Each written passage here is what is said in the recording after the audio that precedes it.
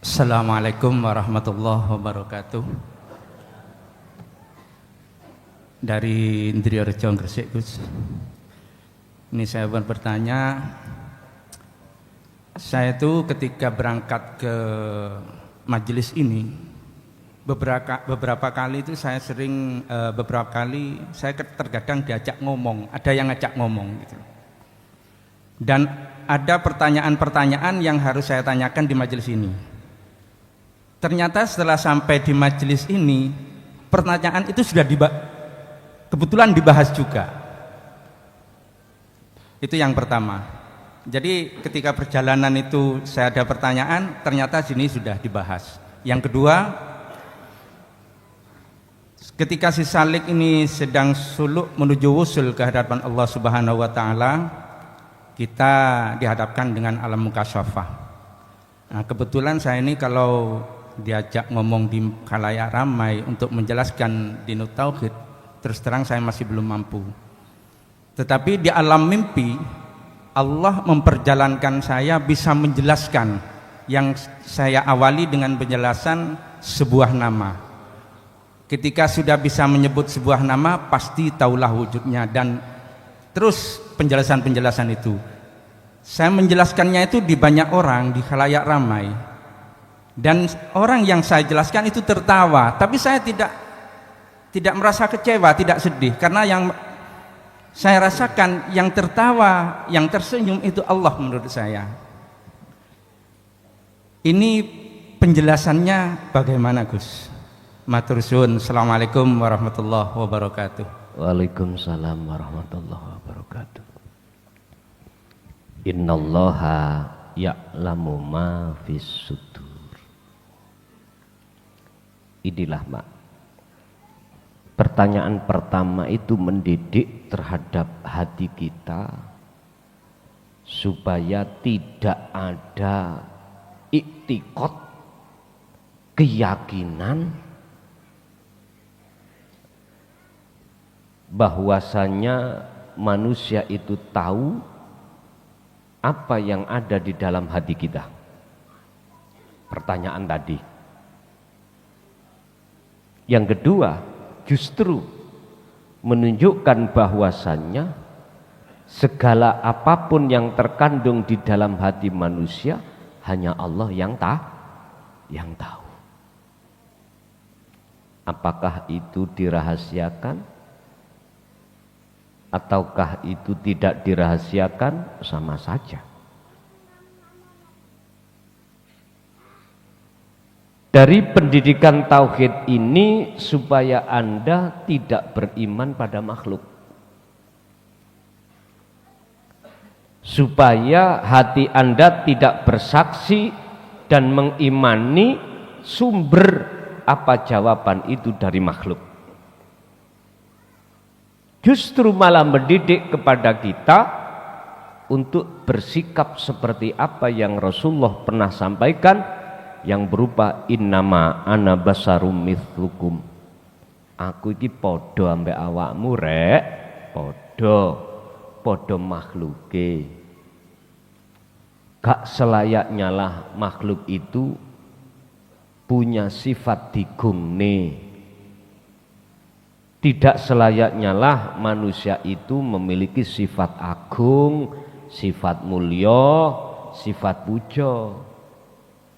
Oleh sebab itu, jangan kau memuja pada makhluk termasuk diriku, kata Rasul, tapi ilahukum ilahu wahid.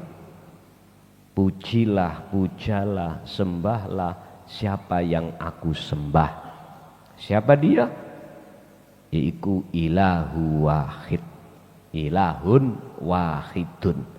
Tuhan yang Maha Esa.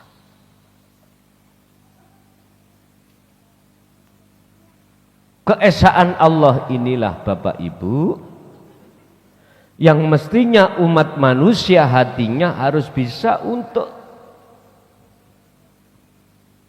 bertemu di situ. Walaupun taruhannya itu sangatlah tidak ringan. Ada dua syarat Allah memberikan terhadap kita untuk bisa sampai pada ahad yang tertuang di dalam surat Al-Kahfi, falyamal amalan sholihan. Terus meneruslah hatimu selalu berbuat perbuatan yang baik, yaitu zikir. Yang kedua, wala yusyrik bi ibadati rabbi ahada. Jangan pernah di dalam hatimu ada iktikad atau keyakinan apapun itu sumbernya dari makhluk, jangan. Tegak luruskanlah hatimu, sumber semuanya datangnya dari hidup. Pun itu yang pertama. Yang kedua, terkait si Salik ketika suluk menghadapi ujian dari Allah dengan bentuk dibukakanlah hijab terkait alam mukasyafah. Terus bagaimana kita mensikapi hal itu? Sebetulnya tidak jauh berbeda Pak dengan alam muhadharah iki. Alam kasunyatan, jenengan dihadapkan makhluk yang berbagai macam bentuknya, dihadapkan beberapa takdir yang berbagai macam bentuknya, sebetulnya sama, cuman bedanya itu antara alam dohir, alam kasunyatan dengan alam goib, hanya itu. Sikapannya kita hanya bagaimana cara hati itu bisa menembus alam akhirat di dalam dunia itu, di dalam muhadharah. Bagaimana cara hatimu itu bisa tembus alam akhirat di dalam alam mukasyafah. Karena ingat, fi kulli mukawwanat khafiyun ayh hayyun wa huwa wujudullah. Ingat, di dalam diri semua makhluk yang kita terka makhluk, ya, itu ada sesuatu yang paling halus, yang tidak ada hamba yang Allah izinkan untuk bisa masuk di dalam, untuk bertemu sir tadi, rahasia yang halus itu tadi, kecuali golongan-golongan mukhlisin. Illa ibadaka minhumul mukhlasin. Al-mukhlasin adalah, inilah Pak, iman yang sudah ihsan. Inilah golongan yang Allah katakan sebagai golongan ma'rifatullah, baru di situ. Lah, berarti sikapan kita ketika saat di dunia muhadharah kasunyatan atau di dunia ghaibiyah mukasyafah, tetap bila mana kita betul-betul bisa terombol di dalam alam akhirat, di situ cuman satu, pandanglah sejatine sing urip. Tentunya tidak terlepas dari zikir tadi, la ilaha illa anta sampai la ilaha illa ana. Urusan jenengan ini dalam hal tentang ilmu ini hanya bisa menjelaskan di dalam waktu mimpi. Terus penerimanya orang berbagai macam. Udah, itu bentuk kita diperintahkan Allah tidak boleh membedakan antara sing benci ambek sing senang, antara yang menolak dan yang menerima. Kalau jenengan sudah tidak membedakan di antara dua hal ini, maka di situ yang ada di dalam hati jenengan tersenyum. Inilah yang diisyarohkan oleh Kanjeng Nabi, mengapa saat beliau itu didatangi malaikat Jibril, ditawarkan jasa untuk menghancurkan orang-orang yang mendurhakai dengan risalah dinul haq. Rasulullah jawab, jangan, itu kan kaum Taif, jangan Bril, maklum mereka itu karena belum mengerti. Ibu, nek bapak itu durung saged nampa, terus jenengan sampai no kok malah sampai dilokno sesat, ajaramu sabarus meneng wae sik timbang gegeran. Karena beliau belum paham. Bapak yang ngono jikalau menyampaikan terhadap istrinya kok malah jawab, ayo pegatan misalnya ngono, ya jok kesusu ditukar dulu aja, maklumono memang dereng ngerti. Wis tah Pak, engko nek wis ngerti dengan sendirinya dia akan setuju dengan apa yang jenengan sampaikan. Jadi bundelane iku antara ngerti dan belum mengerti. Hanya itu. Antara sadar dan tidak sadar. Di situ, Pak. Ingat, orang yang sadar, orang yang wusul itu bukan berarti orang itu merasa wusul.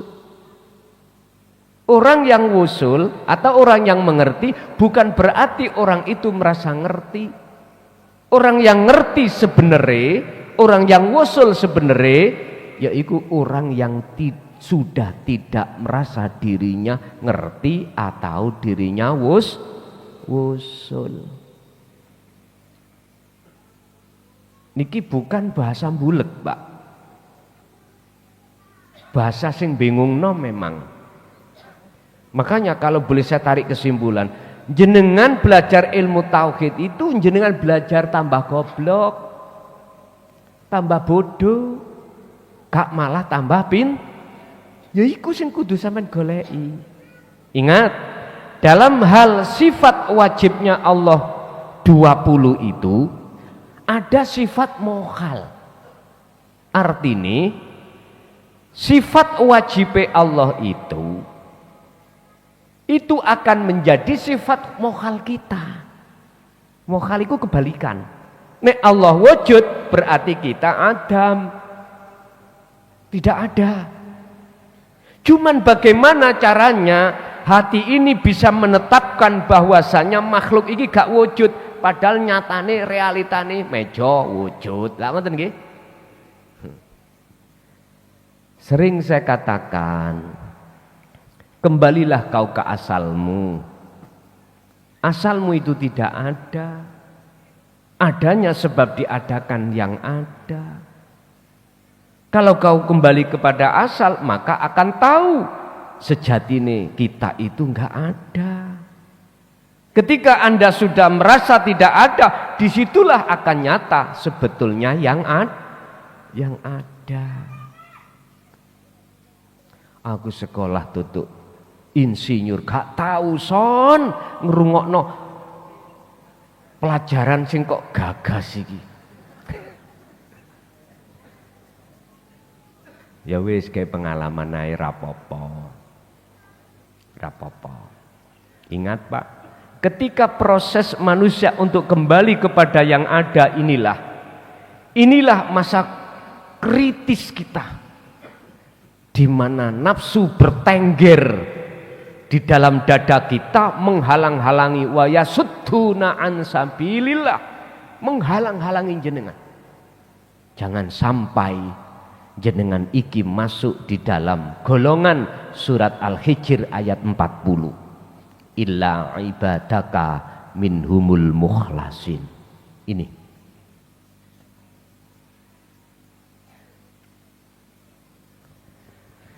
Jadi Pak, cukup sederhana sebetulnya ketika kita mensikapi keadaan kita di alam mukasafah atau di alam muhadharah, cukup jatuhkan hatimu lewat rasa terhadap urip. Inilah sejatine maksud asyhadu alla ilaha illallah.